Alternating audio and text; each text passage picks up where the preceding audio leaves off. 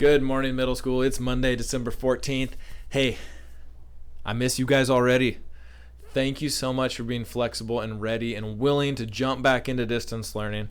I know that that's probably not a comfortable thing to do, and you'll be having some conversations about that in class today. And I know there's probably some things where you're like, oh my goodness, not this again. Some of you are probably like, oh yeah, I actually crushed it during distance learning. I'm ready for this.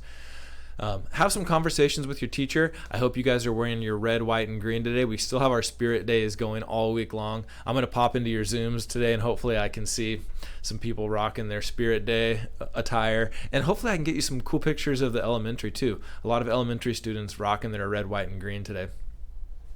So here's what I want to talk to you about.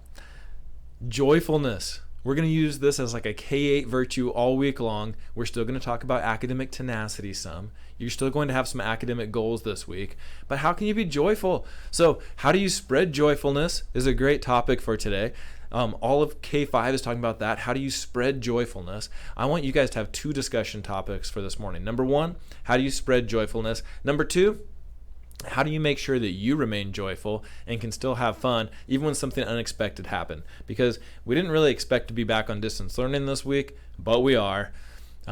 That being said, there's no reason that we don't have a whole bunch of fun heading into Christmas break. So let's talk about that this morning. Top two questions for your discussion. Number one, how do you spread joyfulness? What's your favorite way? Number two, how do you remain joyful when unexpected things happen? I can't wait to hear your ideas. I can't wait to see you guys in your red, white, and green, and I'll talk to you later. Have a great day.